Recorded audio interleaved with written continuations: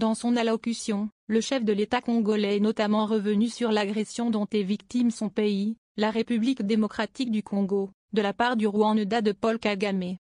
À ce sujet, Félix Tshisekedi a posé plusieurs conditions avant d'envisager de résoudre la crise avec le Rwanda par les voies diplomatiques.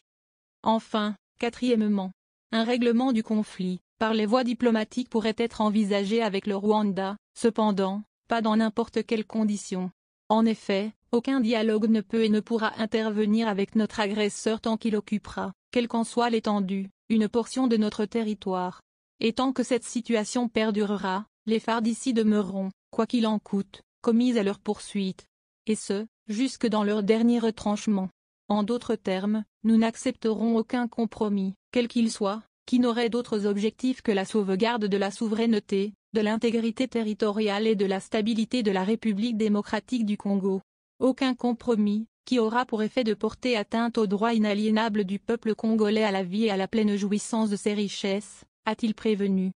Par ailleurs, Félix Tshisekedi estime qu'il est impératif aujourd'hui, par-delà le soutien considérable et la ferme condamnation de cette agression étayée par les rapports du groupe des experts des Nations Unies, que la communauté des nations passe à l'action. Je lance ainsi un appel pressant aux instances onusiennes, à l'Union africaine et aux organisations régionales pour que soient initiées des sanctions ciblées à l'encontre des responsables rwandais et ceux du mouvement terroriste du M23 qui s'adonnent à la violation de notre souveraineté.